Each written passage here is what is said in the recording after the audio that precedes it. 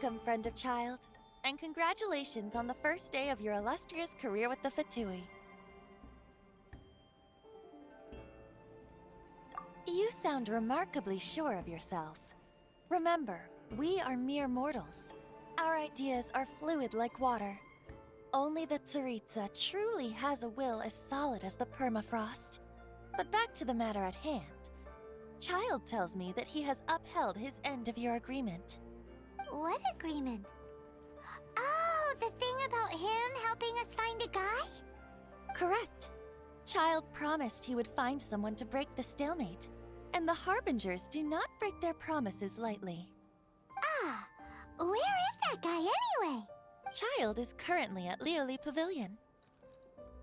Oh, Paimon knows this one! There are two styles of cooking in Liyue, known as Li style and Yue style. They have been competing for centuries, but neither has emerged as the clear winner.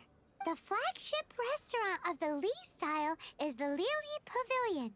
The owner especially chose to open the restaurant at Feiyuan Slope so they could compete face-to-face with the Xinyu kiosk, which is the flagship restaurant of the Yue style. Don't talk to Paimon like that! Anyway, Paimon's hungry. Let's get moving.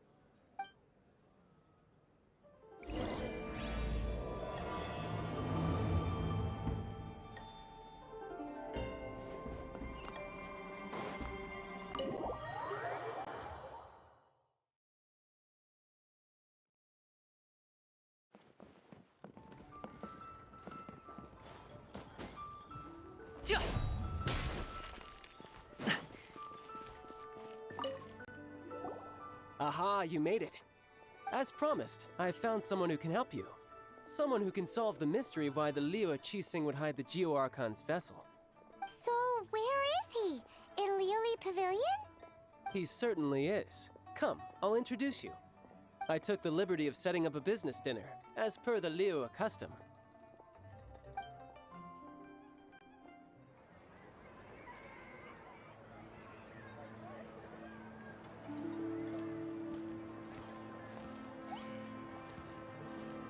Welcome back, sir. You honor us with your patronage. Mr. Zhongli is awaiting your arrival in the room you booked.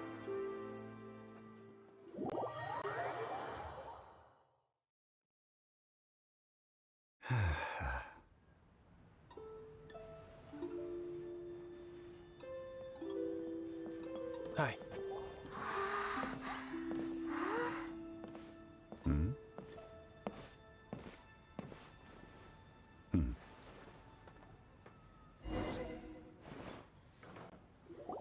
Allow me to introduce Mr. Zhongli, consultant to an organization known as Wang Sheng, and a trusted associate of the Fatui. Indeed, Wang Sheng's line of work can be sensitive at times. Let's just say they understand when discretion is needed. And we, the Fatui, have always been glad to do business with friends who walk in the shadows. Walk in the shadows? It is an honor to meet you. I have heard tell of you from Mondstadt. Discretion? Shadows? Is Wangshan some kind of business involving dealing with people? Indeed. It is as you have guessed. The Wangsheng Funeral Parlor organizes burials. We ensure that those who pass on do so in peace. Huh? Did you think he was some sort of hired killer? The Fatui calls many such people friends, but the Wangsheng Funeral Parlor does not dabble in such business. Well, ostensibly. Well, they are still... I shouldn't say too much. In any case, I brought you to meet Mr. Zhongli because... Because I can bring you to see Rex Lapis's vessel. What? Don't be so surprised. Sure, the Geo Archon's body has been squirreled away by order of the Tianquan ningguang. But first, let's hear what Mr. Zhongli has to say, shall we? Rex Lapis may be the prime of Adepti, but he is ultimately an Adeptus. Many Adepti have left us over the millennia. This is the inexorable trend. The times have changed. You must have felt it too when you were at Jueyun Karst. As you have seen, the time of the Adepti is ending, and the time of mankind is slowly dawning. In years past, liyue's tradition was that a huge memorial service be held to mark the passing of every Adeptus. But this time, the keqing have made no attempt whatsoever to respect this tradition. It is sacrilege. Yeah, the killer hasn't even been caught yet. Deicide or not, the concern of the Wangsheng funeral parlor is this. When the ritual to receive this god is so kingly, it is all the more egregious for his final send-off to go unattended to. Traveler, Childe has told me a lot about you. Since you have had dealings with the Animo Archon, could I ask you to help me prepare the Geo Archon's last rites? A wise decision. The Tianquan Ningguang has forbidden anyone from accessing Rex Lapis's vessel, which of course you would need to access if you were to achieve your goal of meeting all of the 7. Precisely. Only by participating in the rite of parting will you be able to see the form of Rex Lapis again. If we are agreed, come with me. We will speak of the details as we walk. All right, my bridge building work here is done. Turned out well, didn't it? You can go if you want to. Don't worry about me. I might just have a few more drinks and get acquainted with these things they call chopsticks in the meantime.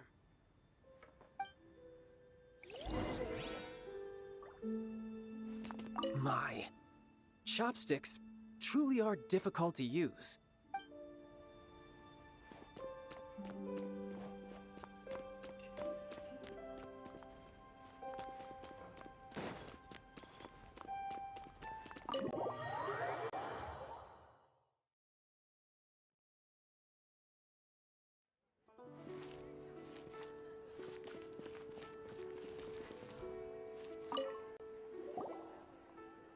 After having experienced the land of the absentee Archon, Traveler, how does it feel to know that our Archon and Adepti are here all around you in Liyue? Indeed, the weight of 3,700 years worth of history runs deepest in the true divinity of Liyue. Organizing the rite of parting should prove to be an enlightening part of your travels. Liyue is the most prosperous of the 7 nations, defended by deities and ruled by the keqing. As such, the diplomatic maneuverings of the Fatui have gained no purchase here. Ningguang of the keqing has always been on her guard against the Fatui. That is in all likelihood why Childe wants to make use of the Wangsheng funeral parlor's connections. Huh. What would Childe get out of us doing the rite of parting anyway? I neither know nor do I wish to know. As far as I am concerned, the Fatui are merely financial sponsors. I only wish for Liyue's traditions to endure. These are the advance funds that Childe has provided. If you use them up, you can go to him to apply for any subsequent funding. Wow! Well then, let us be off. The first step in our preparations shall be to obtain some prized Noctilucous jade worthy of a deity.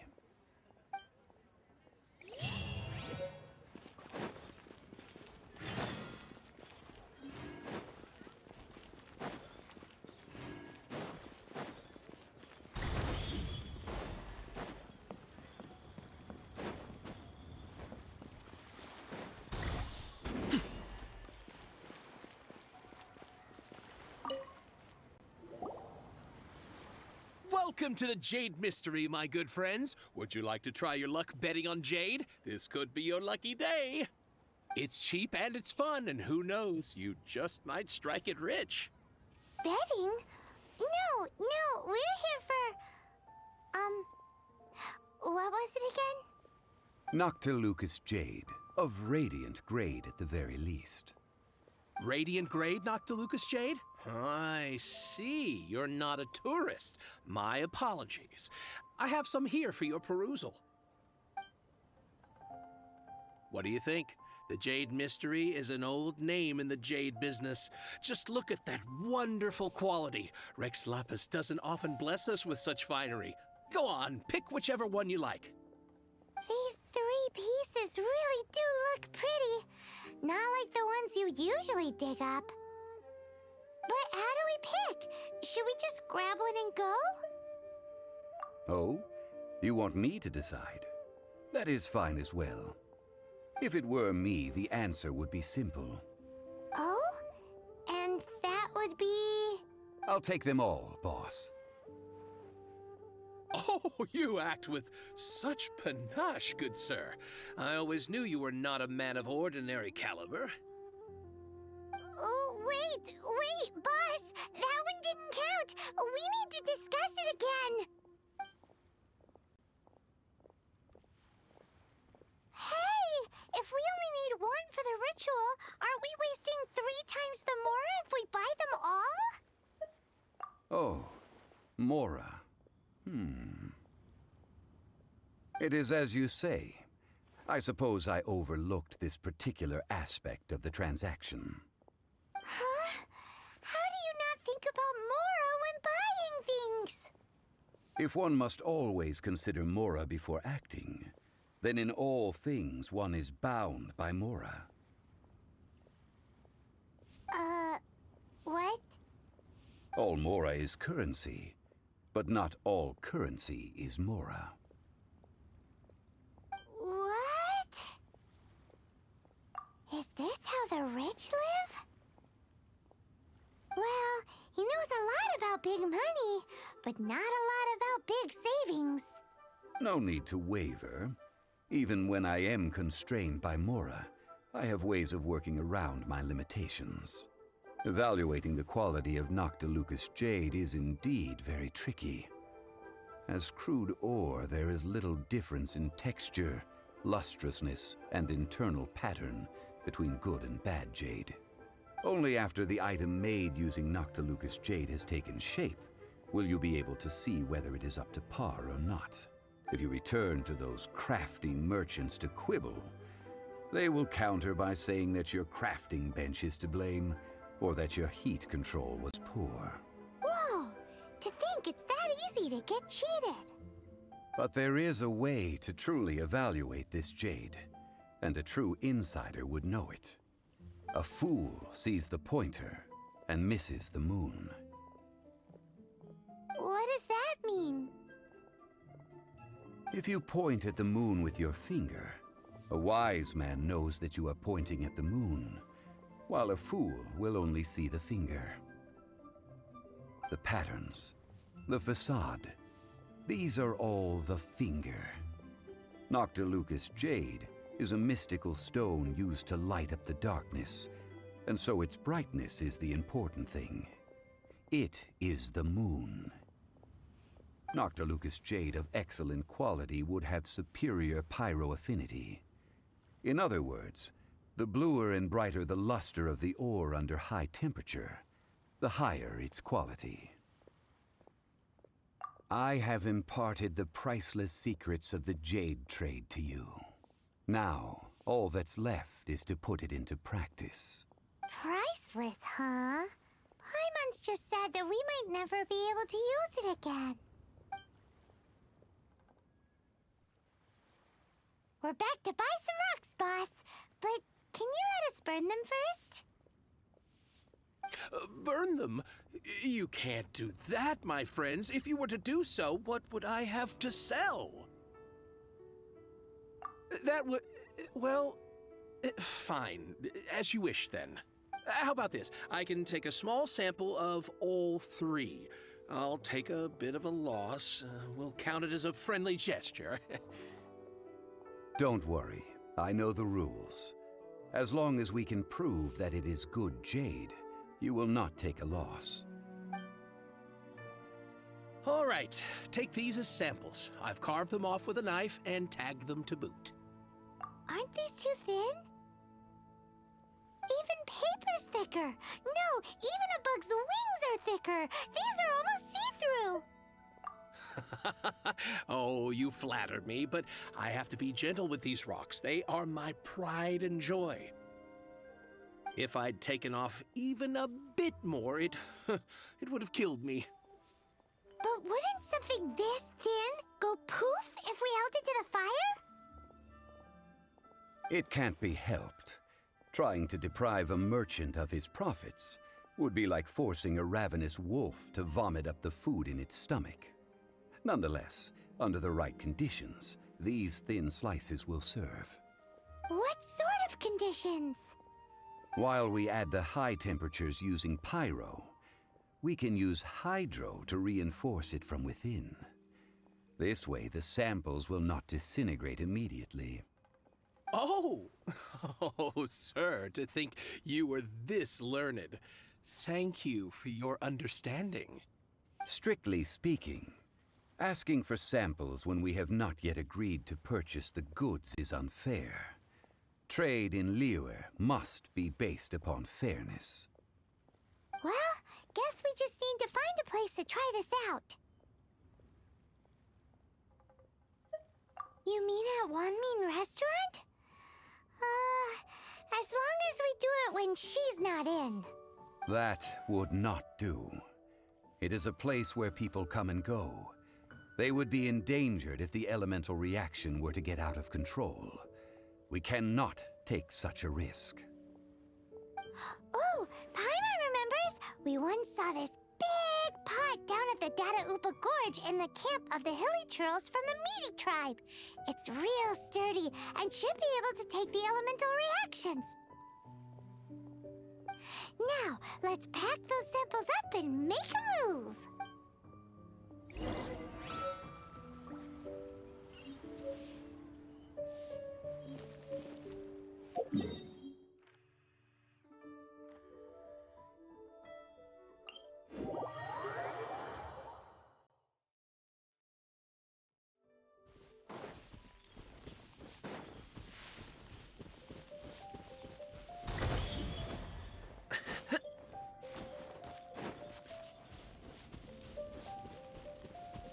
It has been a long time since I last set foot in the Nation of Wind. A friend of mine from Mondstadt would always bring a few bottles of locally brewed dandelion wine whenever he came to visit me in Liyue. It must be said that the famed liquor of the land of pastorals is far better than Sumeru's frigid snake wine.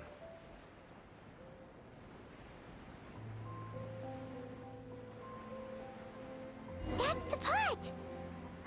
It looks like the hilly trolls are still using it. It's a bit impolite, but we gotta cut the line!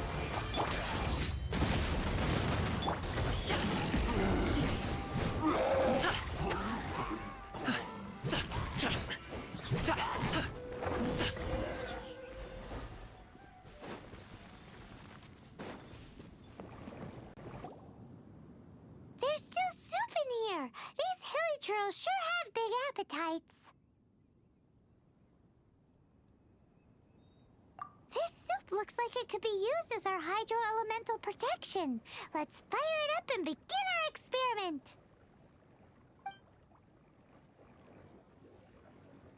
We're ready to go. Paimon will help remember which one of the three is which.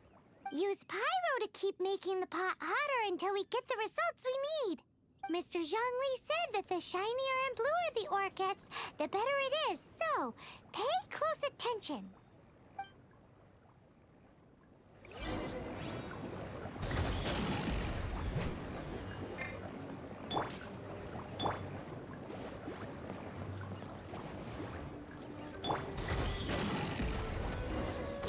Whoa!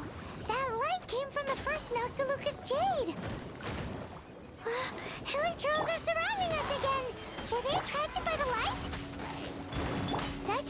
neighbors. Let's take care of them and continue again after.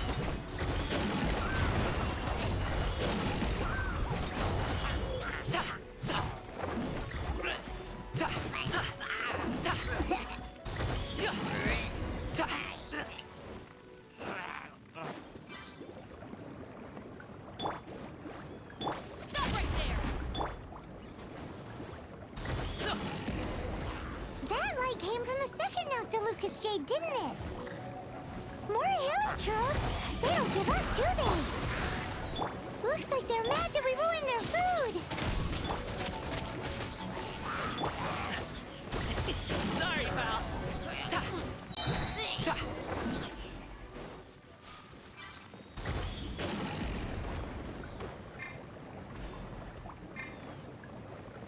Drop your weapons! Oh, that's bright! Too bright! That was the third Noctilucous Jade, wasn't it? It was so much shinier than the rest. Let's go with that one. Let's head back to the Jade Mystery to buy some jade, shall we?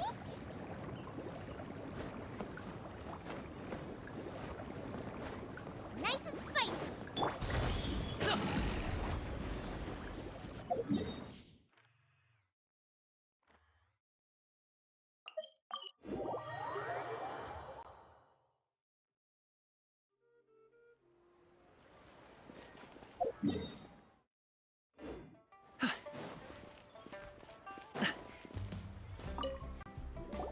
You're back, my friends. I've kept the goods for you. Which of them would you like? Exactly! That's the one Paimon remembers too! No problem. If you have your eye on this one, you can have it. Then we'll take a box of the third type of jade. Done. All the same, and pardon me for asking, but I'm curious. Whatever do you need this much top-quality Noctilucous jade for? I suppose it would not hurt to tell you. We need them to make implements for the rite of parting. Parting? Oh, dear. I'd heard the rumors, but had given much thought to them. This means that Rex Lapis really is... Oh, it's hard to believe. Even though the Jade Mystery has been in decline, we have always been under his protection. It is said that when our Lord lost his way while going incognito in the city 200 years ago, it was a spoon from the Jade Mystery that he had used to sample the local delights. Alas, alas, all things must pass. Well, if this is to be used to say farewell to Rex Lapis, then I shall sell this to you at half the price. Are you sure? You didn't want to even give us an inch before. If not for our Lord's protection, this city wouldn't exist as it does now. No proprietor could earn money off such a thing. I'm sure Rex Lapis will feel your sentiment, boss. In the safe hands of the liyue and good honest merchants such as yourself, I for one believe that Liyue will continue to prosper as it... All right. Thank you, my friends. What's with me getting all sentimental like this? I'll practically be giving away all my fortune at this rate. Now that we've made our choice, let's take this Noctilucous jade back. Hey, wait a minute. He said it was half price, not that we could leave without paying. Oh, right. I'm sorry. I must have forgotten to do that too. Let me see. As I thought, I didn't bring any. Any what? Mora, my apologies. Another oversight on my part.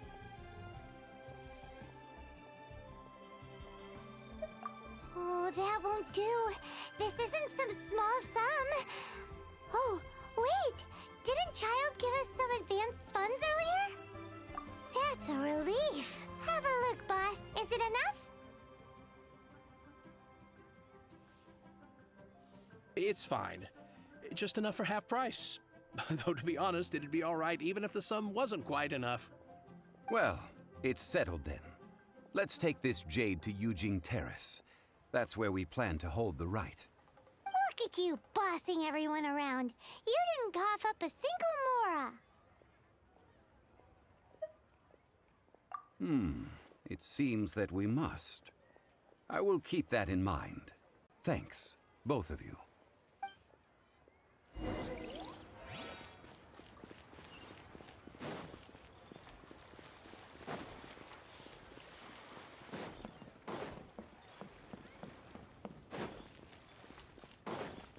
Alley-oop!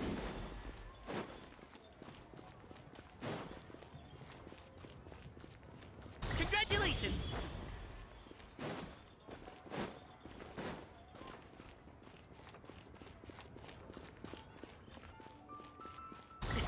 Sorry, pal.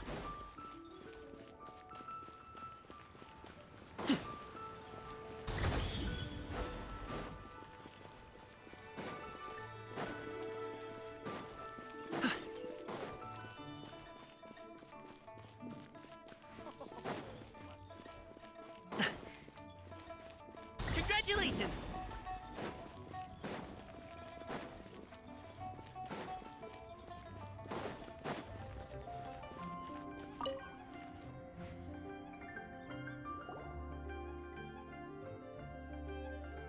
We can leave the jade here.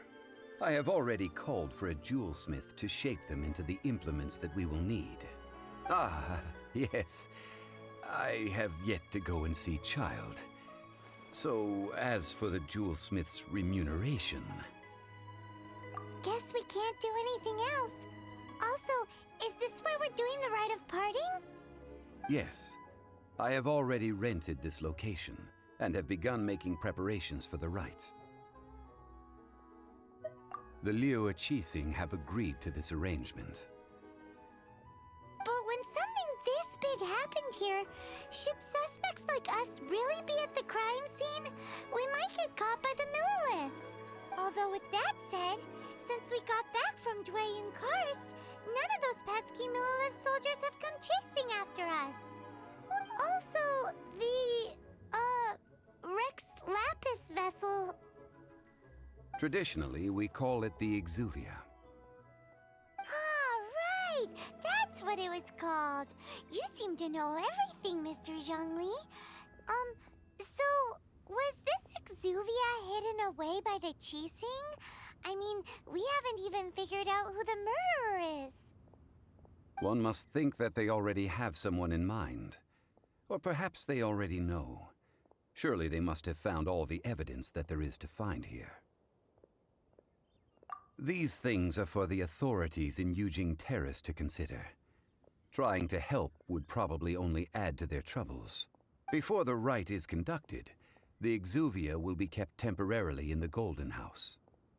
Golden House? The only mint in Liyue, which is to say the only mint in Teyvat. All the mora that flows throughout the world is minted there. Wow! Oh, no! Paimon wasn't thinking about anything bad. Paimon thinks it suits Morax. But why do you know this, Mr. Zhongli? Since the rite of parting has the approval of the Qixing, it is a semi-official event. As such, there is already some limited information available. Perhaps each has their motives. But this is the capital of commerce. A little exploitation once in a while is not unacceptable. In Liyue, where the god of contracts reigns, only contracts may not be betrayed. I, for one, have no issue with little maneuvers outside their remit. Well then, we should go and prepare the perfumes used in the rite. Perfumes? Where'll we get those? Do we buy them? No. Perfumes used to honor the gods must be freshly decocted. The quality of the silk flowers we require is also special. Silk flower petals contain a fibrous material of good quality, often used in brocade making. Its scent, however, is most elegant. and is especially suited for solemn events, like giving offerings to gods and adepti. It's time for Zhongli's lectures on high society again. We shall not speak of the details right now. Follow me. We shall go to the merchants to purchase our ingredients.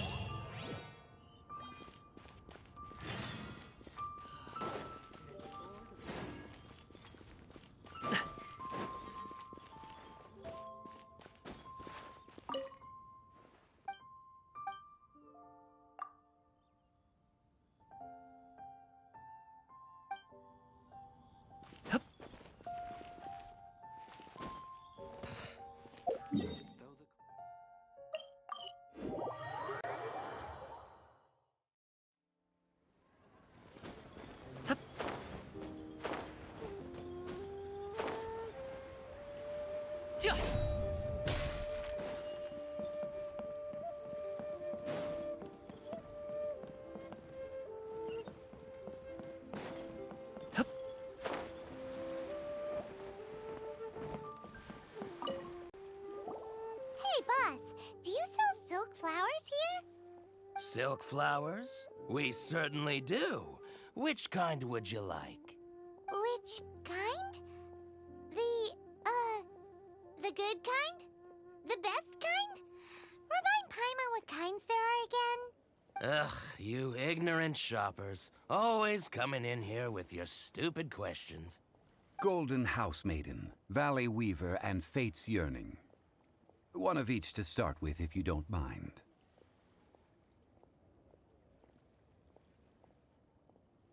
My goodness, this gentleman is quite the connoisseur. You two must be his servants. Please refrain from any further attempts to contribute. I'm sorry? Ah, yes. We've met before, haven't we? Sorry, traveler. I shouldn't have spoken to you in that tone. Now then, please peruse at your leisure. Do let me know if you have any further thoughts. Silk flowers exhibit different properties based on how their environmental conditions differ from their ancestral habitat. Nevertheless, these are fine specimens, excellently preserved. Just look at the abundant foliage here, and these stamens, glamorous as a maiden of the Golden House. This strain is an evergreen, and mostly grows under complex hydrological conditions. By contrast, this variety thrives in any dark, damp location, often in large clusters. Morphologically, it is distinguished by the profusion of petals and densely packed stamens, though its powerful scent gives it away just as easily. Lastly, this strain is quite the recluse.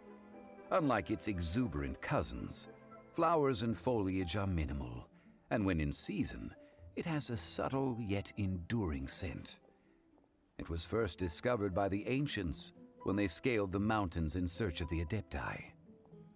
Silk flowers have all but disappeared from the wild today due to geographical changes over Liyue's history. Most are not grown by horticulturalists. Wow! A true connoisseur. Most of that was news even to me. I possess but a smattering of trivial knowledge. My traveler friend is the one to watch. They are on track to set foot in every corner of the world. Oh, Mr. Zhongli, you're way too humble. So, which silk flower did you want anyway? I'll take them all, boss. Again? How can I put this? When purchasing opera tickets, it is natural to decide based on which singer has the most melodious voice. The same logic applies when purchasing a pet bird. But this silk flower purchase is not an analogous case. The same logic does not apply. Perhaps you don't know. Tradition states that we should decoct perfume from different subspecies of silk flower when making an offering to a statue of the Seven. Rex Lapis will then make his own choice between the scents. Like several other tedious and complicated traditions, this one has become simplified over time. But this is the only rite of parting to take place for one of the 7 in 3,700 years. As such, I do think we should honor tradition down to the last detail in this case. Now that's settled, a question. Do you have any mora on you? You forgot to bring money again? Zhongli. If I may interject, did I hear you say that these flowers are to be an offering to the Lord of Xiao himself? Yes, in a sense. Gosh, well, why didn't you say so? I heard the awful news about what happened at this year's Rite of Dissension. It would be bad luck to say it out loud, but I've been worried about our dear Lord ever since. I'm worried that everything I've heard is true. Since these flowers will be used to glorify our Lord, they're free of charge. Just don't forget to pass on my regards. Are you serious? Why wouldn't I be? I would be nobody if not for Rex Lapis. If he hadn't written those poems in praise of my wares, they'd only be worth a fraction of what I can sell them for today. Huh. So much folklore here revolves around Liyue's deity making cameo appearances in support of local businesses. Thank you, boss. I think I speak for all of us when I say that your generosity has saved our skins. Our skins? You were the one who forgot to bring money. Please, it's the least I could do. So, now that we've got the flowers, how do we make the perfume? Ideally with the help of an expert. Unfortunately, none of my acquaintances have personal experience in the art of decoction. Talk about first world problems. Hence, I need you to help by asking around in the city. Try the common folk, especially women. So this time we get to go around town looking for nice-smelling ladies to talk to? Paimon likes this job. I will wait for you near the Statue of the Seven. Meet me there when the perfume is ready. Maybe we can find some good candidates at the Adventurers Guild.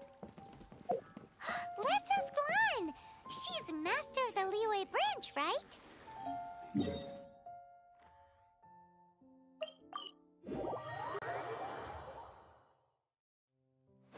Alley-oop!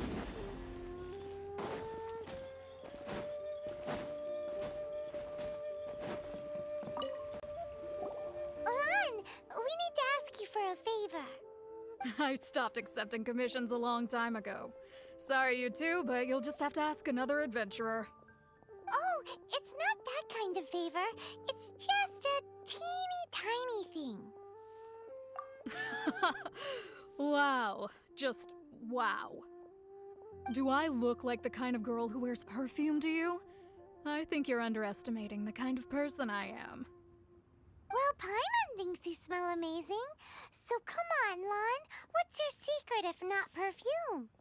Now that you mention it, yes, there is something. What is that scent? Oh, it must be from the Genshin flowers I picked on the way back. I forgot I still had them with me. Aha! The truth is out. Lan's got a soft spot for wildflowers. No, they were for medicinal use only. Anyway, this is a pointless conversation. If you want to know about perfume, try talking to Qiming. The fortune teller, right? Paimon remembers she smells pretty good. Thanks, Lan. See you around.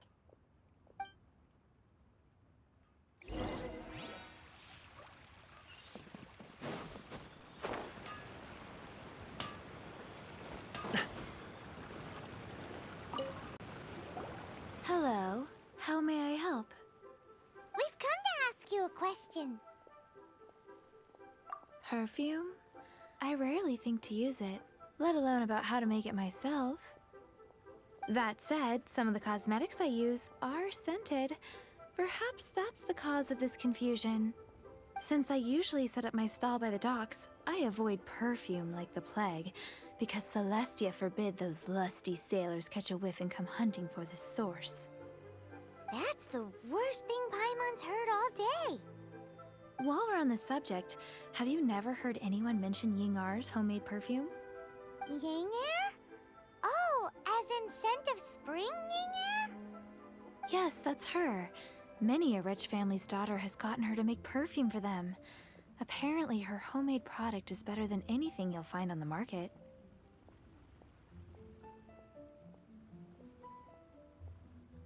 Great! This is just the intel we need. Finally, we're getting somewhere.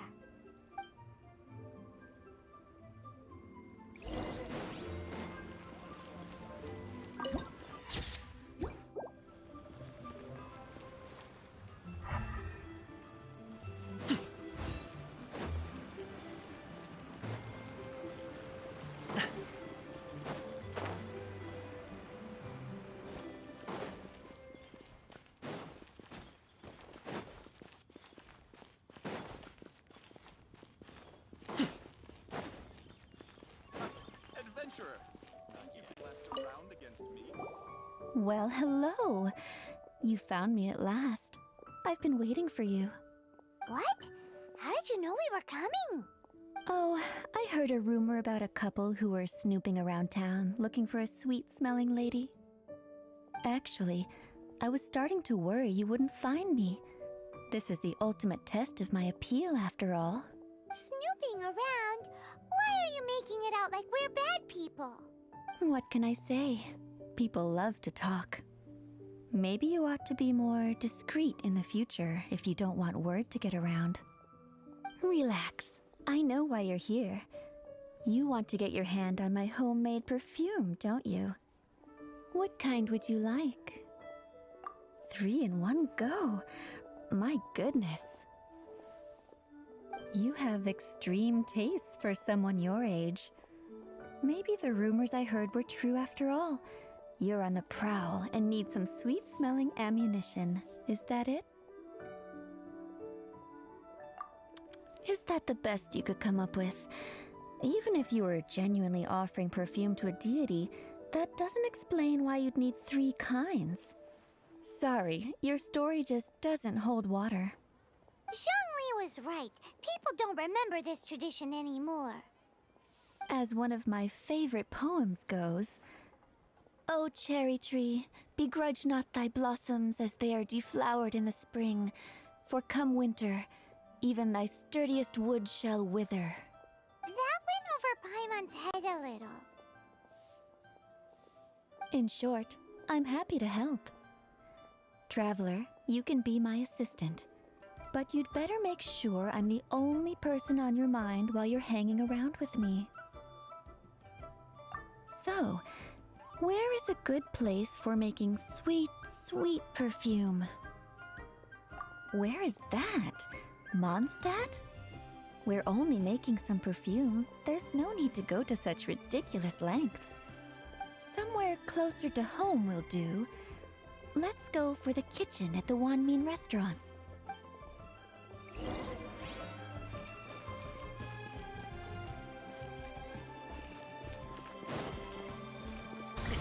Sorry, pal. Good things come to those who wait.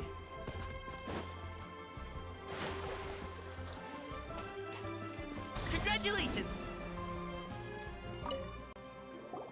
I've had a word with Chef Mao. We can start work now. Are you ready to please me? What did you say? I meant make me proud. As my assistant, obviously. While I'm setting up, you can go and fetch some water.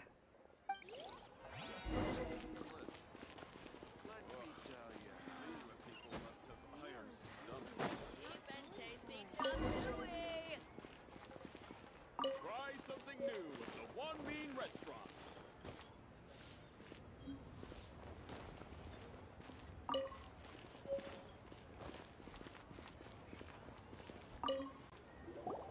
This water will do nicely. Now, I need you to extract the silk flower essence using a crafting bench. Perfume making uses an altogether different technique from alchemy.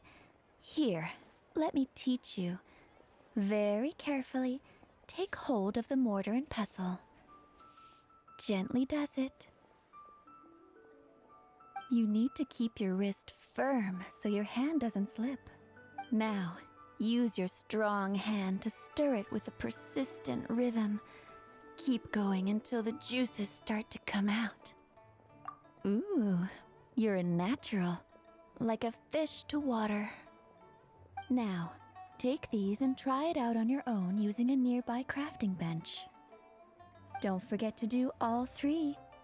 They look visually identical during the essence extraction process, but I will put them into separate containers when the perfume is ready.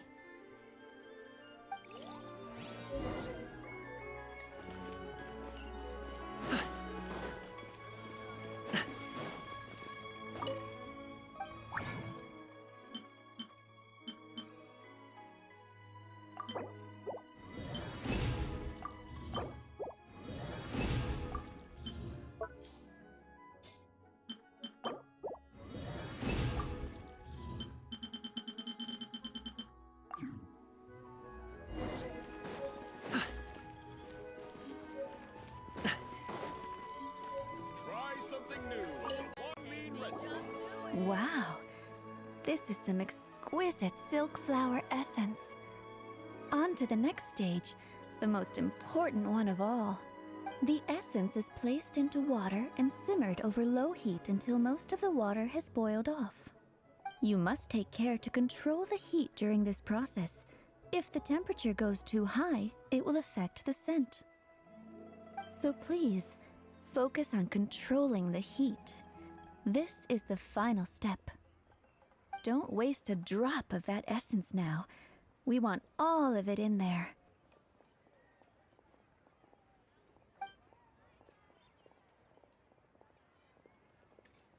All three perfumes are ready.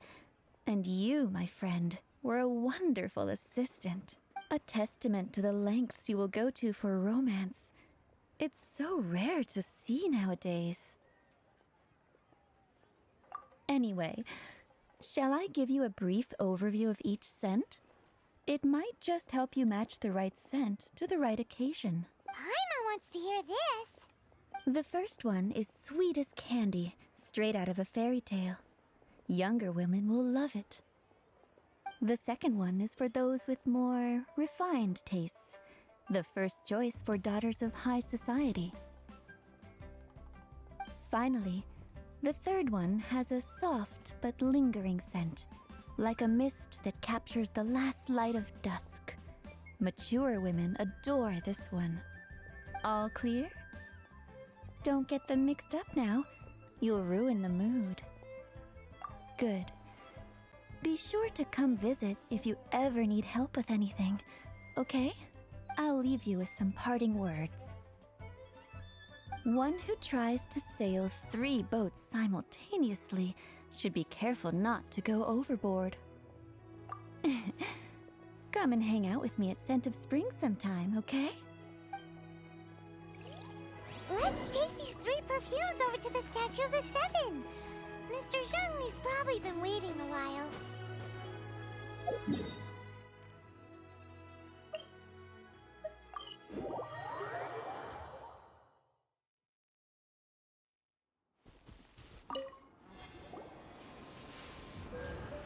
We've brought the perfumes, Mr. Zhongli. Did we take too long? You were just staring up at the statue. Oh, you're back. Don't worry, I haven't waited long. Compared to the watch that Rex Lapis's statues have kept over Liyue, this was but a brief moment. Well, how can a person compete with a statue? That is true.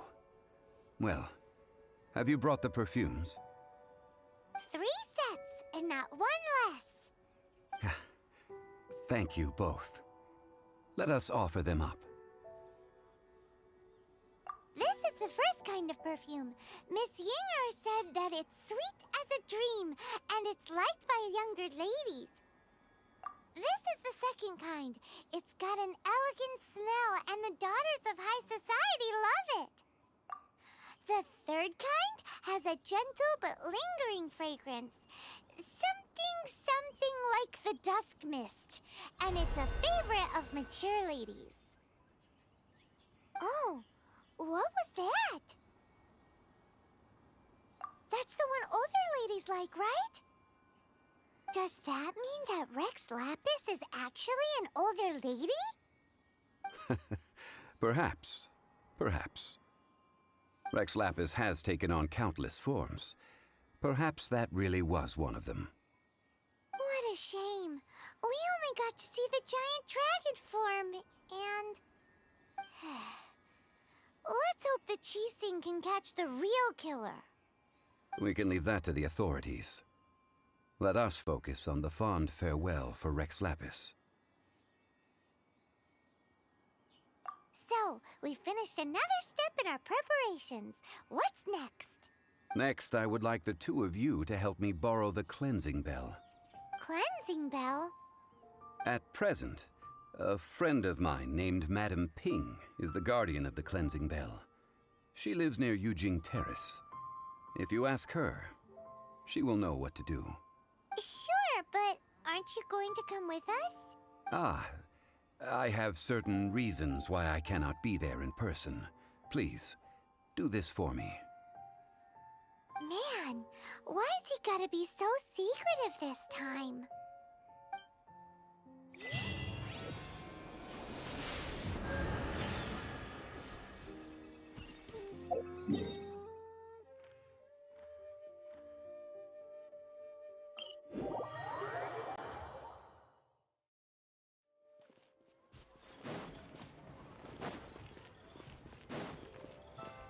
Alley-oop!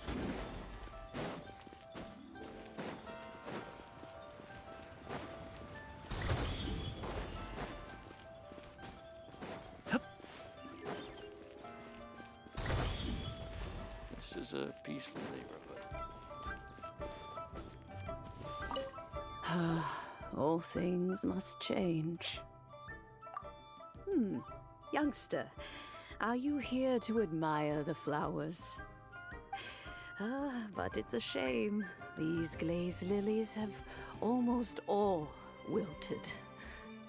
What happened to them? Back in my day, people said that glazed lilies can read human hearts. If they heard beautiful sounds like laughter and singing, they would also bloom. But if they heard too much wild gossip or slander, they would quickly wither away. So that means these flowers feel what's happening in Liyue? Yes, the rumors of Rex Lapis's death are no small matter. Some say it was a Fatui plot. Others say that the Qixing made it all up. And still others think that which lies in the deep is breaking free. This harbor is like a mountain of dry tinder. One spark, and the fire will consume us all. Well, I shall say no more. This old woman's grown too old and naggy. Did you? Ah, that old trinket. I remember it being here with me, but I've grown old. I can't quite recall where it is exactly. An old friend of mine used to wear it on his person. Back when I was young, he saw me gazing at it often and gave it to me. But he told me then that if someone should come to borrow that bell, I should not be loath to part with it. It has been many years, and who knows how many times someone has come to borrow this bell. Still, though, I can't recall when it started. It's been a long time since anyone has come to borrow it. Oh, These old bones are so slow to look for things. I doubt you can wait that long. What a weird thing to be proud of. All right, children, there is no need to worry. I didn't place the bell very far away. Do you live near here, Granny? Whoa, but this is Eugene Terrace. It's gotta be expensive. Oh, an old lady like me can't afford to buy a place in this city. See this ceramic teapot? My entire household is in here. How does that work?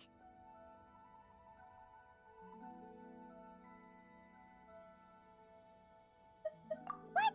There's no way Paimon would fit in there. And why do you need Paimon to go in anyway? Can't you just lift the lid and look inside? Oh, youngsters. I simply mean that the bell is somewhere inside this teapot, and you are quite welcome to borrow it.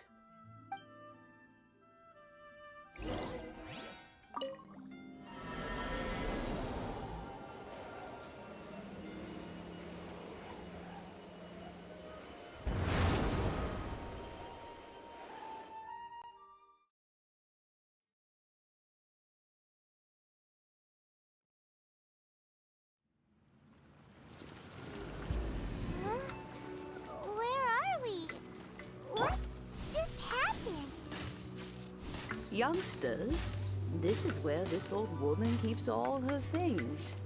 Quickly now, go fetch that bell. Whoa! That sounds like Granny's voice. So, this is her teapot? What's going on? Oh dear, so many cobwebs. It seems I really haven't cleaned it in a long while. Sorry to trouble you, children. Please help an old lady clean up. Did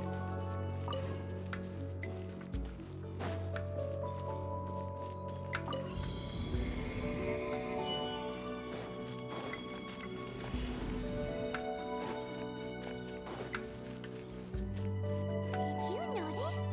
The cobwebs were made of elemental energy. How long has it been since Granny last swept this place?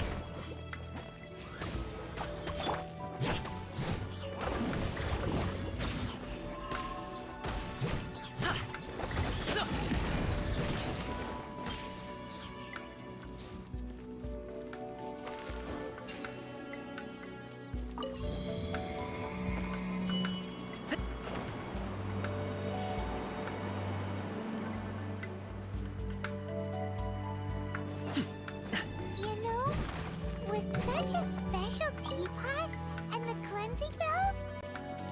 Do you think this old granny could also be an adeptus?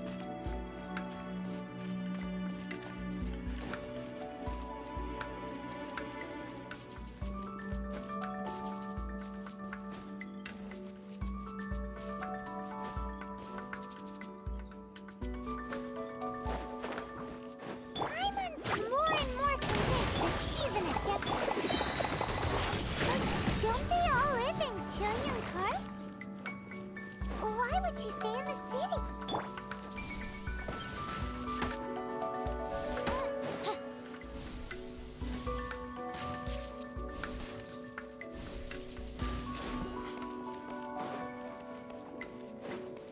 As you wish, Maidfoot. Final warning! Hands rocking! You're in toast! Nice and spiky!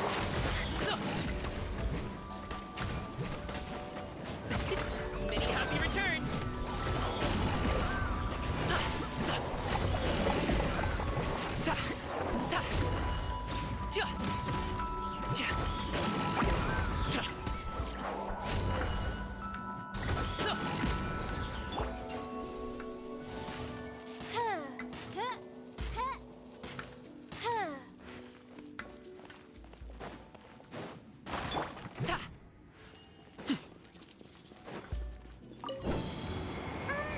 How many levels does this teapot have?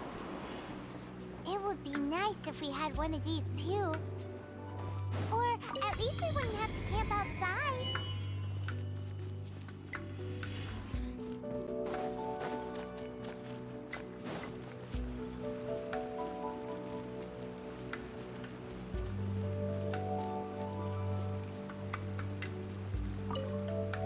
Oh, you found it. Youngsters are so quick on their feet. Oh, now, let me... All right, that'll do. Come on out now, children.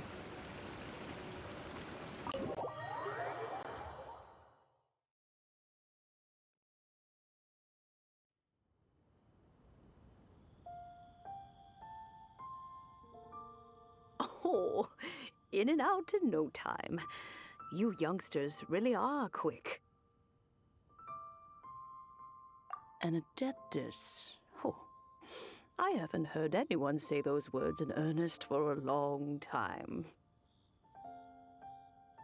As to whether I am one or not, child, surely you already understand. Paimon kinda knows what you mean, but is also kinda confused. Are you really giving us the bell just like that, Granny? Don't you think it's weird? Something's just happened to Rex Lapis and then we come running up asking for it? Oh, don't be silly. Liyueharbor has been through a great deal in its history. In that time, it has seen the departure of countless adepti. But no matter what, we have always performed the rite of parting first before any other matters. To cry, "Catch the murderer," at the top of one's lungs, but ignore the rite of parting. That, to me, is what is wrong-headed. Now that you have come to borrow the bell, I guess that perhaps an old friend of mine has finally decided to take matters into their own hands. So, why would I be unwilling to lend you the bell? Oh? Well, if it came to that, they would find a certain old lady knocking at their door. We haven't met in a while anyway. It would be nice to share a drink and chat. Well, you must have things to do. Since you have the bell, you should return. Oh, and do tell the person who sent you that if they have time, they can come over for tea. I don't have much to offer, but you can always count on an old lady for a pot of tea. We will. Thanks, Granny.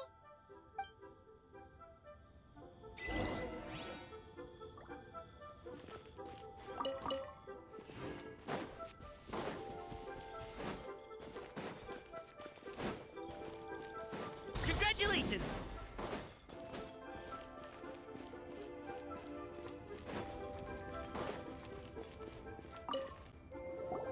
Indeed, this is the cleansing bell. It's in good condition. Let's place the perfume we've prepared inside. Of course. How would I know that the bell was with her otherwise? That's suspicious. But if you don't want to talk about it, we won't pry. Oh, yes! That old granny asked us to tell you something. If you have the time, you can come over for tea. I don't have much to offer, but you can always count on an old lady for a pot of tea. That tone does not suit you. Still, her teapot is indeed very good. There are none better for brewing tea. When a suitable time arrives, I'll bring a spot of fine tea and pay her a visit. So what's the next step in our preparations? Next, we need to purchase kites. Ooh, Paimon loves kites! Are you taking us kite flying? Is this our break time? No. Kites are children's toys, yes. But they also play various symbolic roles in liyue's rituals. I will explain it to you. But our next course of action should probably be to purchase the kites first. Oh, sure. curiouser and curiouser.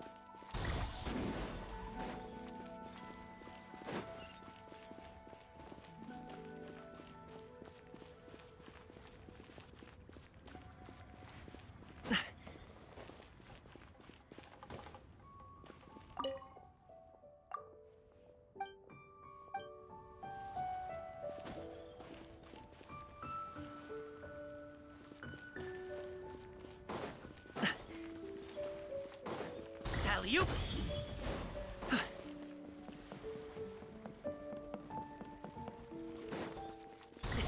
Sorry, pal.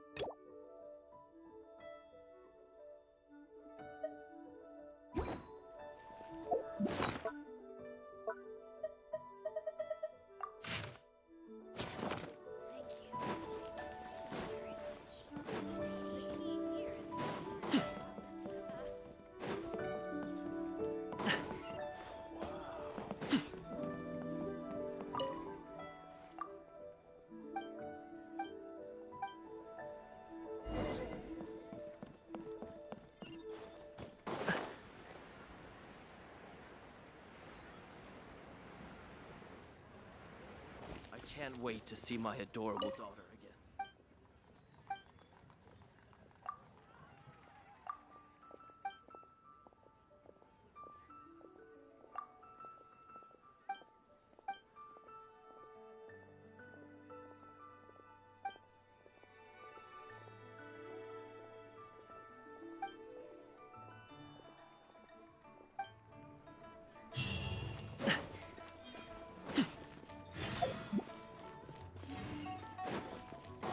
Alley-oop!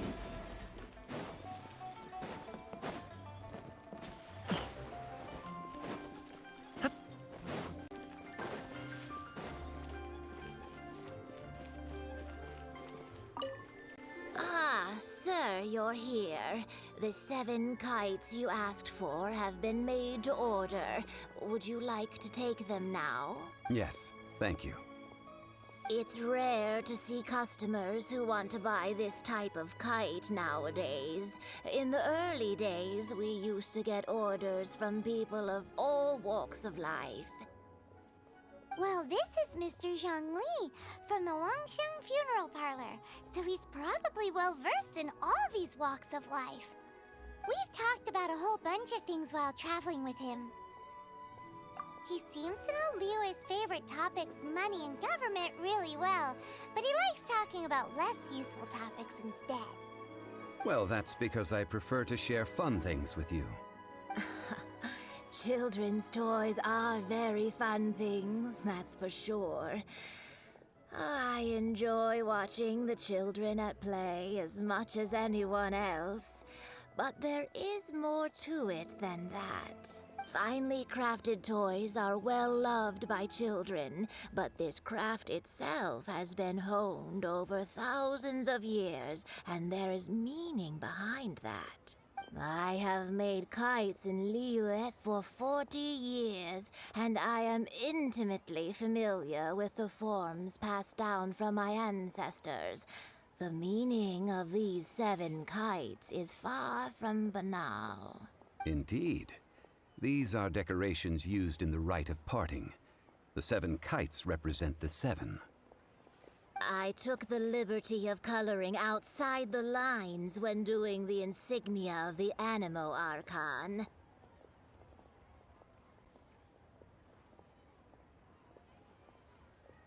As for the kite that honors the Geo Archon, one must follow the contract given right down to the last letter. These patterns are ancient, and you can also find them in the Golden House. Ah, Paimon's heard that name before. Huh? The design of this kite displays a firm grasp on the cyclicality and eternity so dear to the Electro Archon. These markings of tree and leaf pay due honor to wisdom and the passage of time. All this on a single kite. Truly astonishing. Justice flows across the surface of the waters. War rages like a flame, as does that which the Cryo Archon once... Yes, these details are masterfully done. The compliments of a learned man truly are pleasant. Well then, Granny Shan, I shall take these back with me. As for the payment... Well, allow me.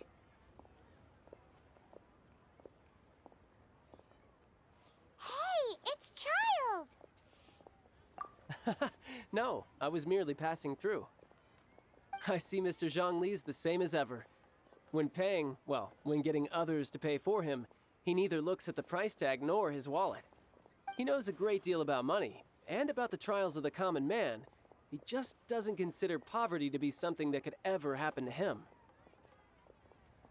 Or perhaps you could say that he cannot imagine himself lacking money. How has he not died of hunger yet? Child, you are as fond of jokes as ever. Well then, since we've purchased our kites without incident, there's no need to take a break before moving to the next step in our preparations. The rite of parting requires helping hands as well as materials. We should be able to find some people near the harbor. Oh, by the way, take this bag of money. You probably won't want to let Zhongli do the bargaining, if you know what I mean.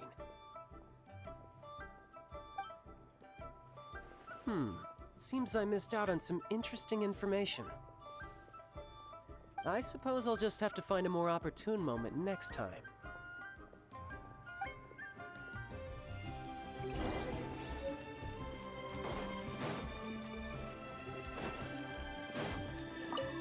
Hiring help? Sure. But let me just say first that I'm a reserve member of the Adventurers Guild. I take adventuring commissions, but I don't do anything clerical. Adventure? Venturing into the mountains to capture a few crystal flies seems adventurous enough.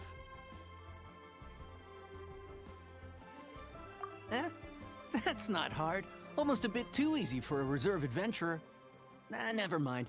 I'll only charge you 15,000 Mora. What say you? A most fair price.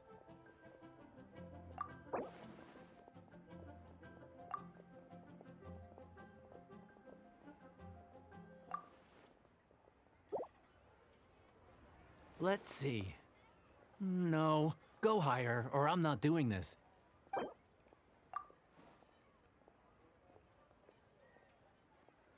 Five geocrystal flies. Yes, I do think it's worth about this much. I'll do it.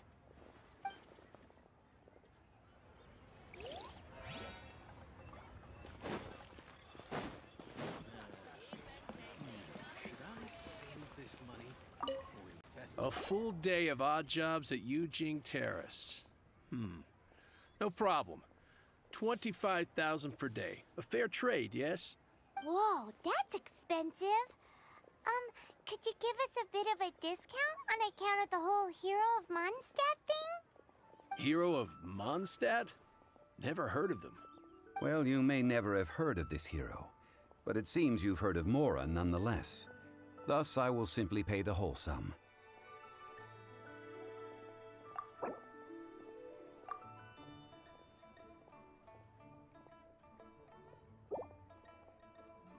This is too little. I'd consider it if it was a bit higher.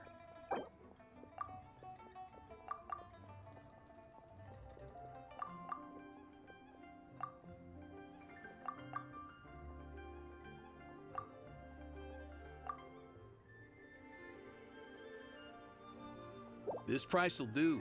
No loss to me for a day's work.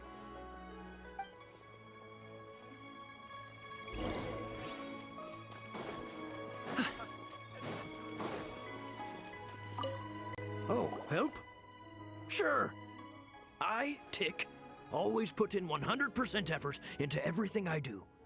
Of course, there'll be a premium if you want me to give 110%. So what's the job? Let me see. We are still missing some wooden implements over at Yujing Terrace. They aren't uncommon objects, so I didn't make any special preparations for them. No problem. That'll be 20,000 mora for a single trip. How does that sound? Done. This is all you got? Then no can do. Child? No. He's putting up the money? Oh, still no. Wouldn't that mean I have to make 2 trips rather than 1? How about this? Let's make a trade. I'll take what you're offering right now, and get me a single Qingxin flower, and I'll consider that payment for a detour to find this child fellow. How does it... Guess we've got no choice.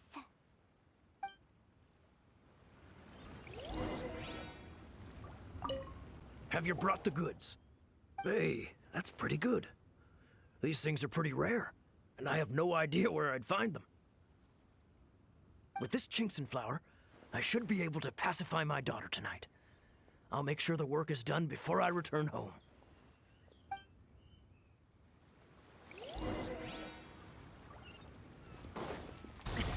Sorry, pal.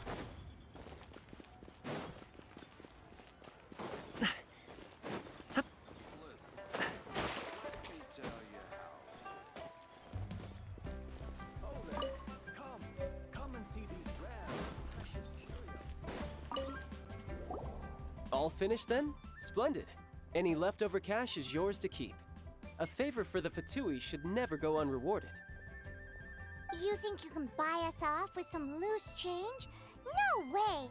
Paimon demands to know when the next payment is coming! Well, how does this sound? You give me the information I need, and maybe I'll leave the Northland Bank's vaults open and unattended for half an hour. What info do you need? Huh. Does that mean you know what he's after? Yikes! You're right! Signora! You both need to calm down. I don't know what's gotten into you. Just what is this about? The atmosphere got so tense all of a sudden.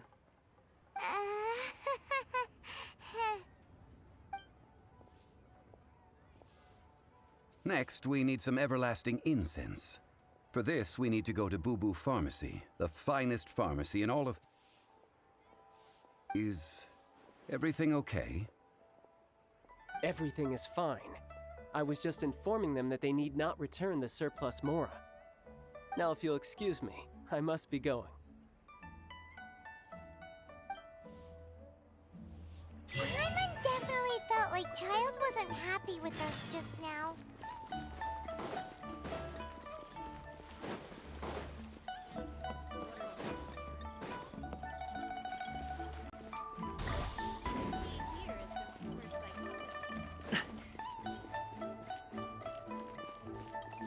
Alley-oop!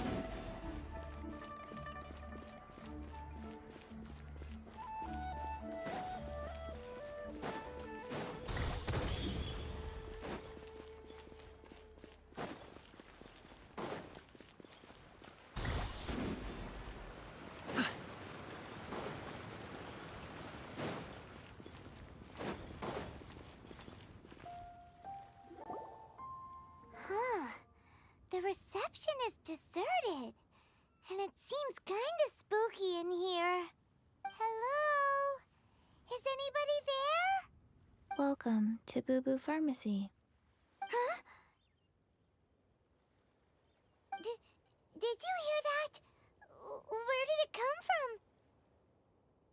The reception, it seems. How about you go check it out, and Paimon will bring up the rear.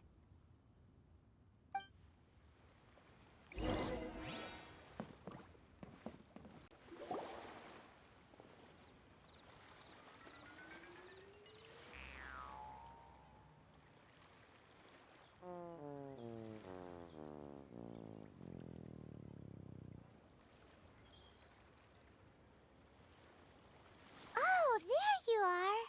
But you can't even reach the counter. Ah, Paimon thinks you might be right. Look at the talisman on her forehead. Welcome to Boo Boo Pharmacy. I am Chi-Chi. Once upon a time, Chi-Chi died. Then, Chi-Chi was saved by the Adepti. Now, Chi-Chi is a zombie. Something like this would be unimaginable in Mondstadt. Hello, little girl. Do you sell everlasting incense here? Excuse me, sir. Did you bring your prescription? Surely no prescription is needed to purchase everlasting incense. It's not a controlled substance. Chi-Chi can get your medicine, but only if you show Chi-Chi your prescription. These are Chi-Chi's orders from Chi-Chi. Zombies are limited to acting within the confines of their orders.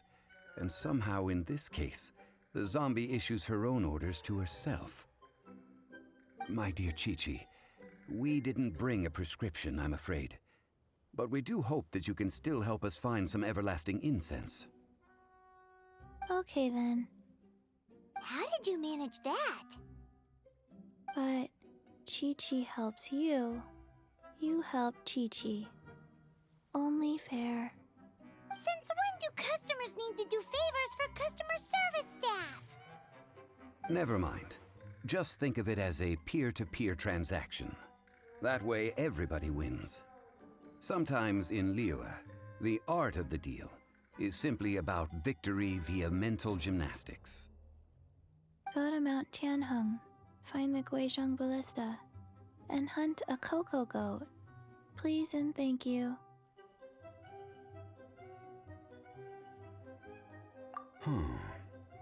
Guizhong Ballista.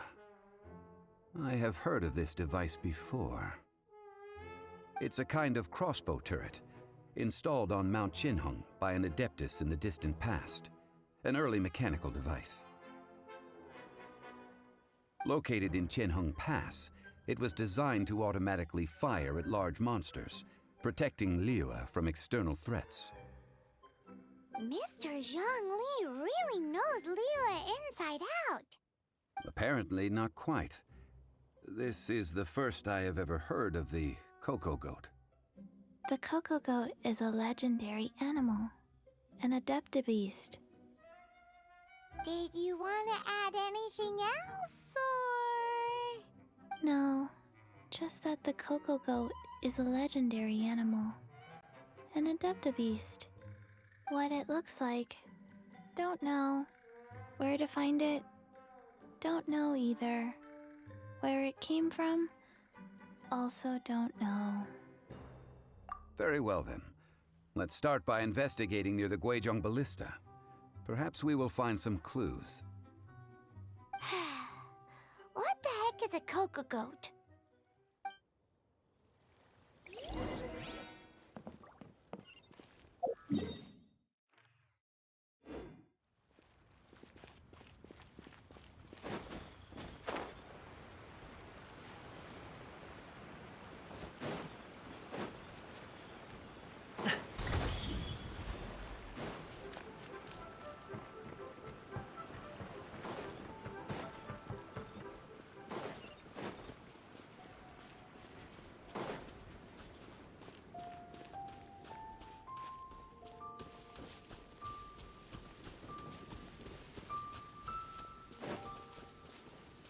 Rain? Oh man, I hope I brought the laundry in.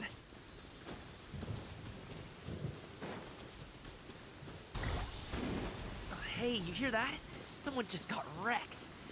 If you're gonna swear on high heaven, don't make an oath you can't keep.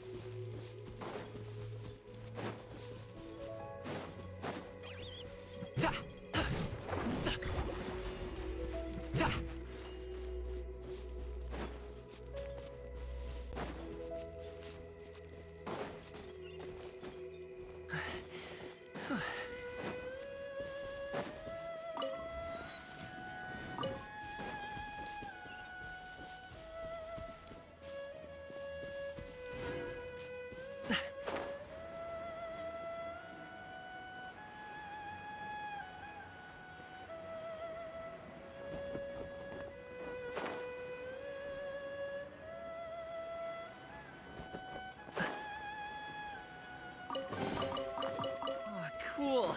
This stuff looks dope.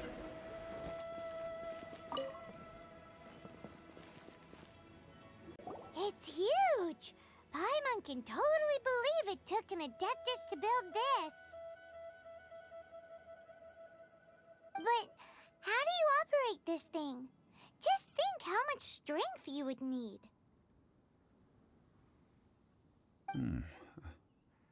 It is currently inoperable in any case. This device is broken. Aw, what? It broke? After millennia of wear and tear, even Adepti contraptions are difficult to maintain. So what are we gonna do? Quick, Mr. Zhongli, use your unlimited high society knowledge powers!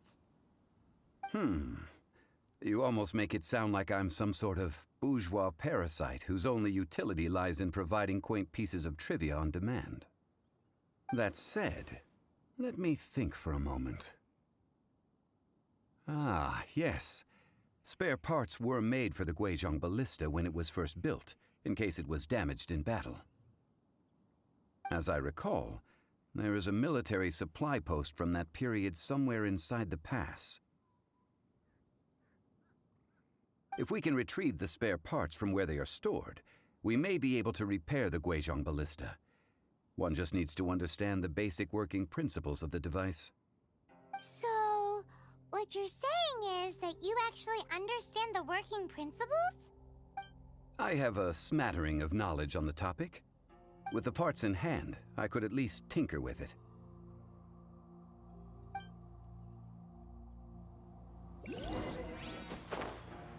Where is that supply post? Here, post...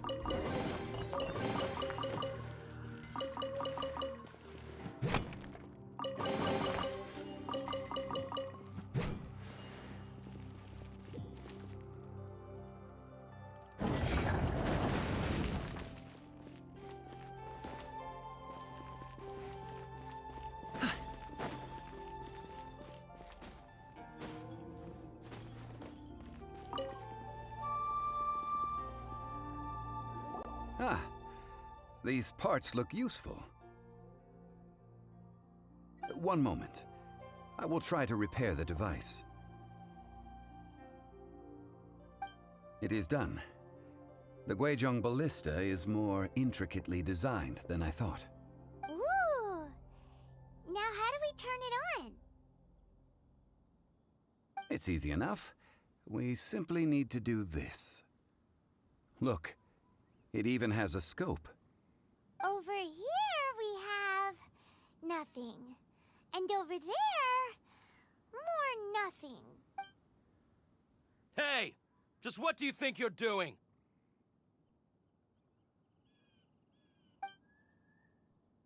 So you fixed up this turret because you're planning to do what, exactly? Not a turret. A Guizhong ballista.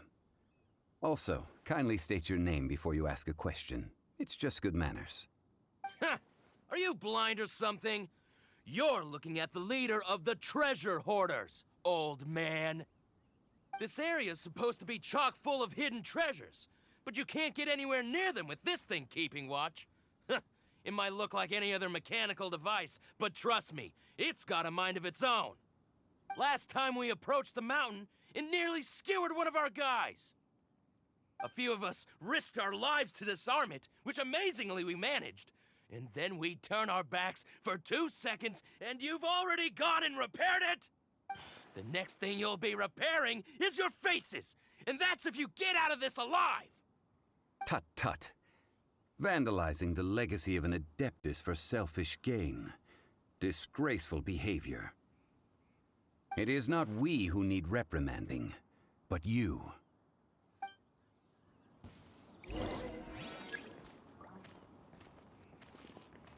Out of the frying pan! Stop right there! Oz, reveal thyself! Up to it, Manzai!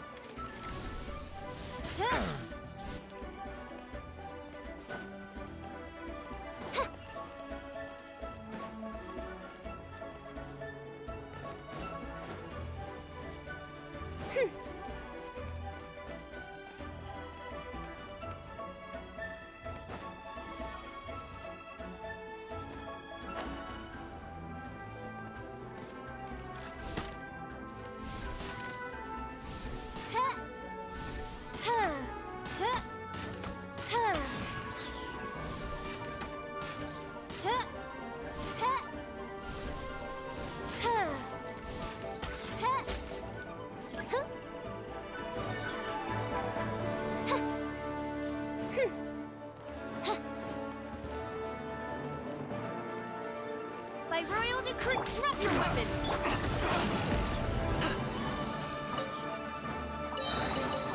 Where do you want this stuff delivered to, boss?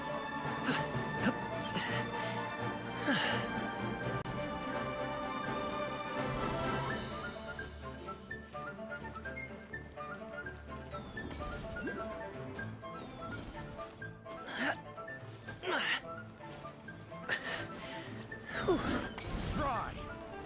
That tingle?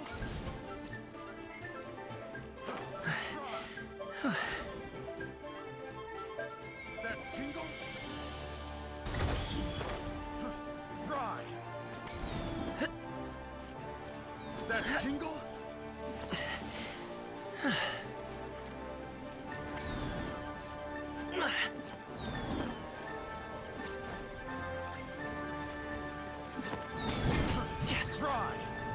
That tingle?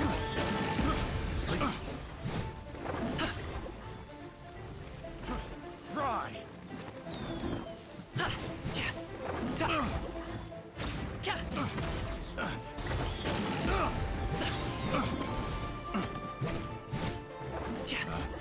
Picked the wrong test subject.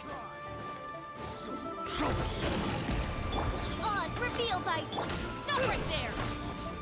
You asked for it!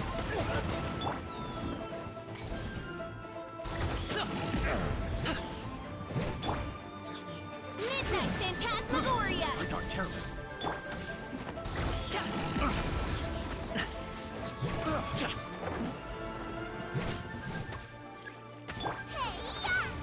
Nice and spicy! Mighty mythical beast!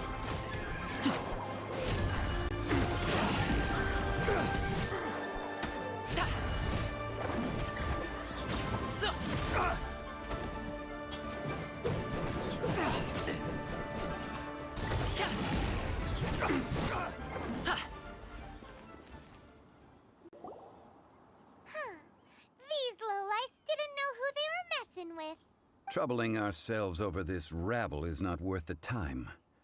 We should focus on our contract with Qiqi. Oh yeah, that! So we've got the Guizhong ballista working, but where's our coca goat? A search using the Guizhong ballista revealed no significant life forms nearby, save for the usual wildlife. What's more, a contraption built using Adeptus technology should have no trouble detecting an Adeptabeast, as Qiqi put it. Which means... Paimon wouldn't go that far. We did something positive, right? We won't solve anything while standing here and racking our brains. Let's return to Boo Boo Pharmacy, explain that we could not find a cocoa goat, and review our next step. Good idea. We did our best, and that's what counts.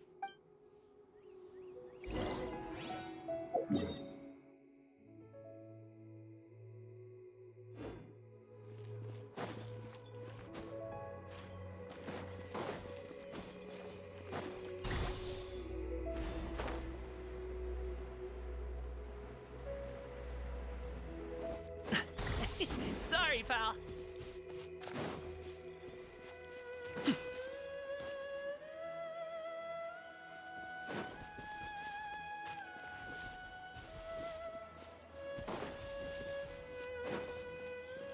Congratulations!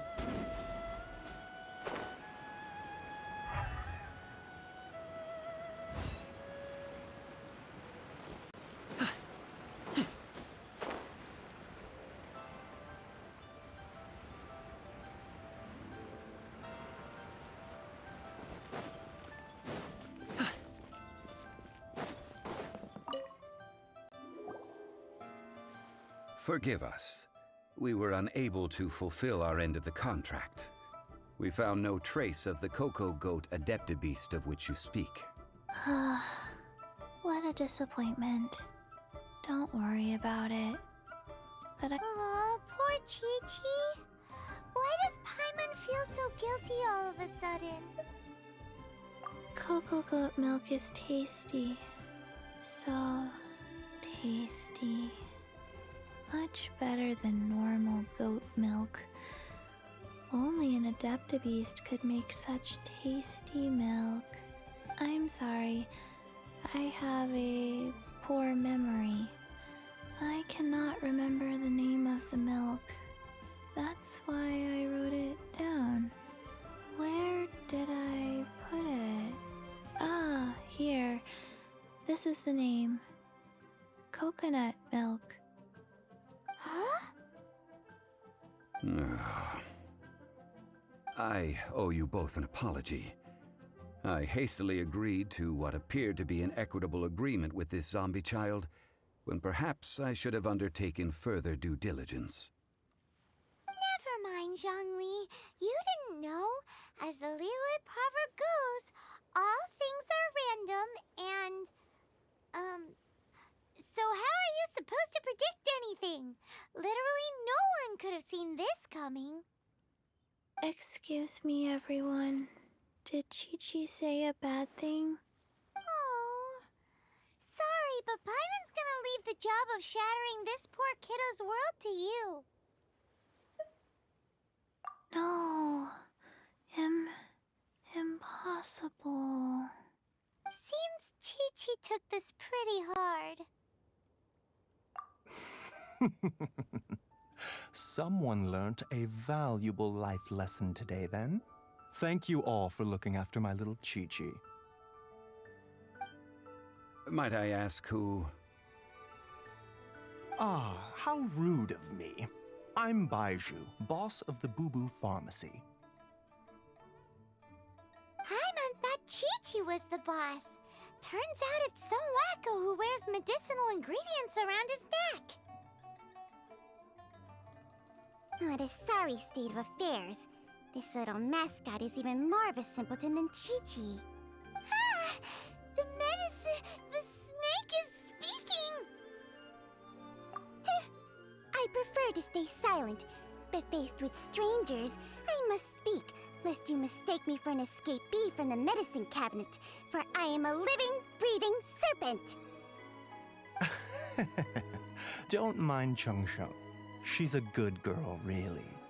As for you three, communal chaos causing with Chi-Chi aside, what business brings you here? Do you sell everlasting incense in this fine establishment? Everlasting incense? Why, of course we do.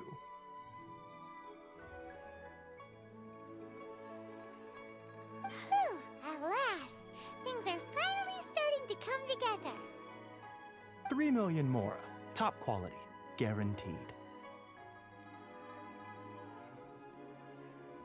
You might as well just rob the Golden House. Oh, but the Qixing have taken it over for now. Security will be tighter than usual.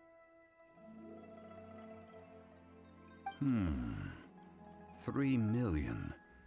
An innocuous number in and of itself, though practically speaking, it could be a hard sum to come by. It's a crazy number. We'd never be able to make that much mora. And as for Mr. Zhongli, he's around 3 million short. This is correct. What are we gonna do? Is this the part where we go crawling back to Childe?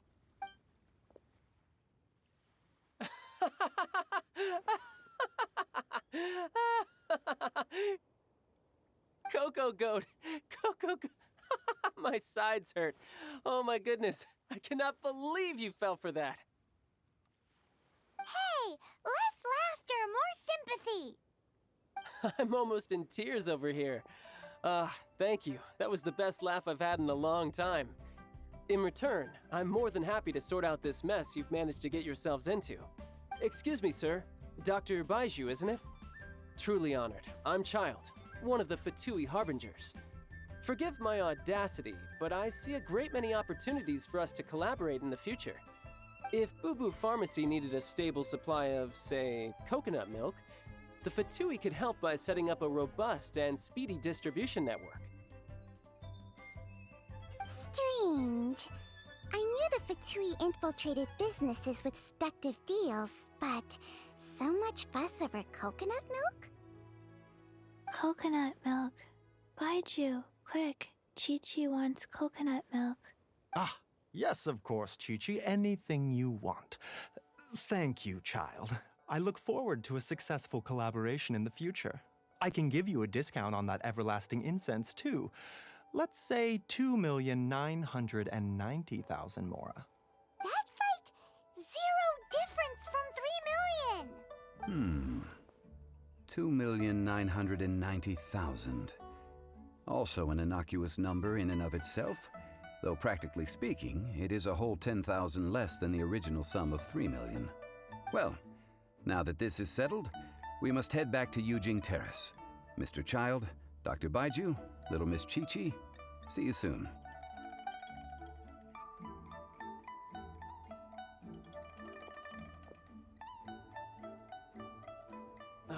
That lot is an absolute riot. Honestly, I can't remember the last time I laughed so hard.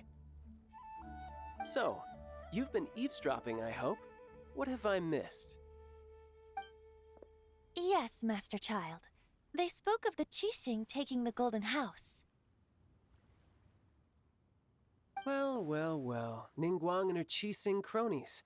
What else would they be hiding in the Golden House, if not the Exuvia? I apologize, but I warned you, didn't I? As the old liyue saying goes, the walls have ears.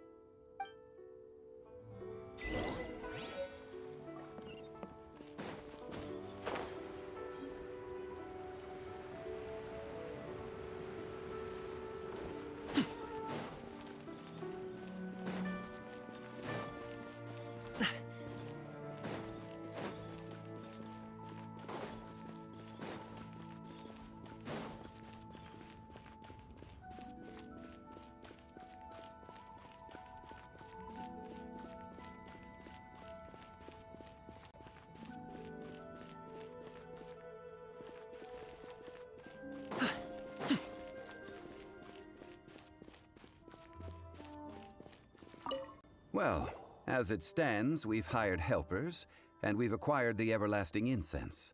The completion of our preparations is not far off. Whew, finally! Well, traveler, have you gained anything from our adventure so far? Odd.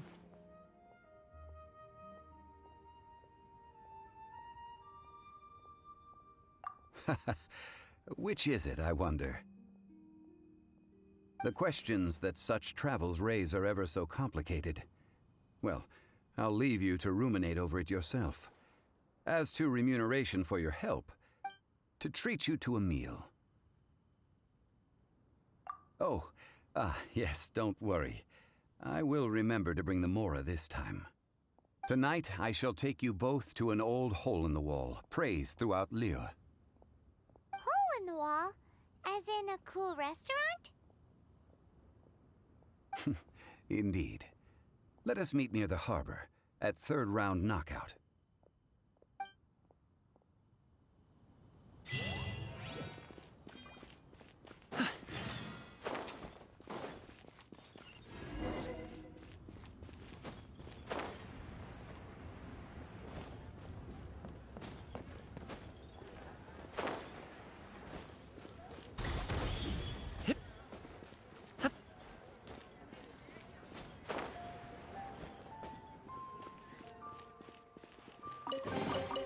Where do you want this stuff delivered to, boss?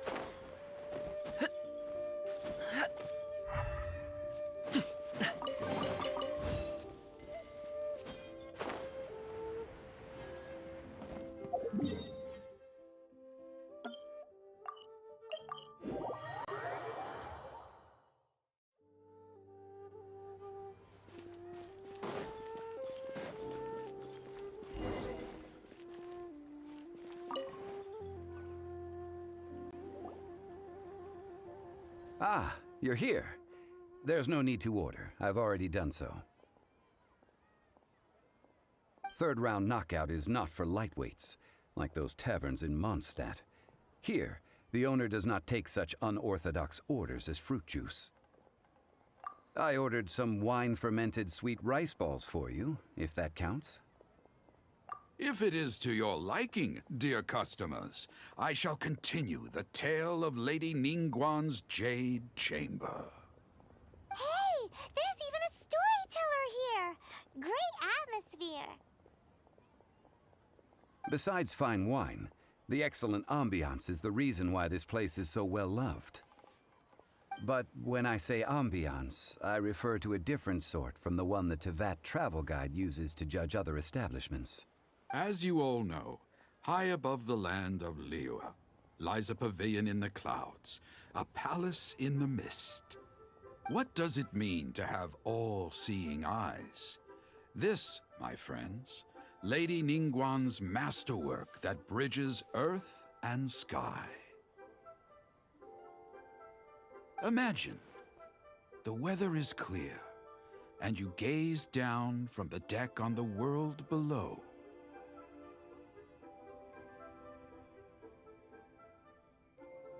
Behold, the glorious sights of liyueharbor. They say that when Lady Ningguang ponders important affairs, she retreats to her jade chamber with none but her 3 closest confidants in tow. Why brings she these trusted 3 to sift through sources, dig through documents, looking for information? Piece by piece, facts and figures paint a picture on the walls of the chamber. But well before the wall is filled, Lady Ningguang's mind is made up. Having made her call, she has every last document shredded, and whoosh, she scatters the shavings out her window. Ah, look at them, how they billow in the wind like a sudden swirling blizzard. As the fragments fall, traces of text flicker before the eyes of the merchants of Liyue, like ink stains in white snow. The saying goes, the rarest treasures in the land are the words brought by the paper snow. For the words of the Tianquan have the power to move mountains, and all throughout the land know it.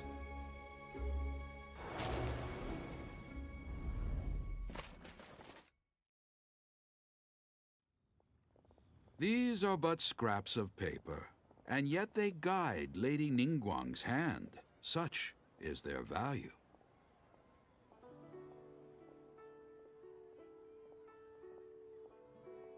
Merely grasping one or two of them will surely gift you a fragment of her wisdom, enough to stay a step or two ahead of your peers. Tianquan Ningguang. Feels like we're hearing this name a lot. Liyue locals talk about her. The Fatui hate her. She's most likely the one who hid the exuvia, and we saw her at the rite of descension. Huh. Paimon wonders what sort of person she is. At last I have found you. You who returned from Jueyun Karst. Who's there? Wait, I am not with the Millilith, nor am I here to claim your bounty. However, I am an emissary of the liyue keqing. My name is Ganyu, secretary at the Yuehai Pavilion, and I have come specifically to meet you. Well, in concrete terms, I am the corporate secretary for the keqing. At the moment, I am serving as Lady Ningguang's special emissary. Ningguang sent you? We were literally just talking about her. My apologies, you who have returned from Jueyun Karst. I am duty-bound and cannot extend my courtesy to you in full. But I have with me a letter from Lady Ningguang. She extends a formal invitation to you in her capacity as Tianquan. She invites you to her palace in the sky. An official invitation? Lady Ningguang said this. Invite her to come here. I wish to meet her. At the Jade Chamber, together we shall snip every one of these entwining dark threads.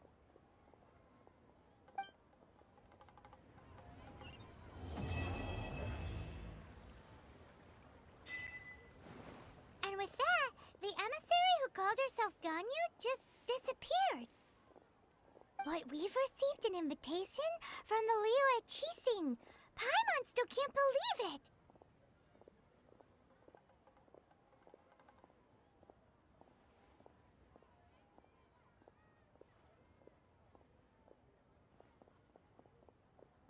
We'll be meeting people that have way more money than Paimon could ever count. We should be on our best manners. An invitation to visit the Jade Chamber is a rare honor indeed. You'd best be on your way now. But don't forget about the rite of parting. Once you've finished at the Jade Chamber, meet me at Dihua Marsh. Don't worry, we won't forget. Dihua Marsh. We'll see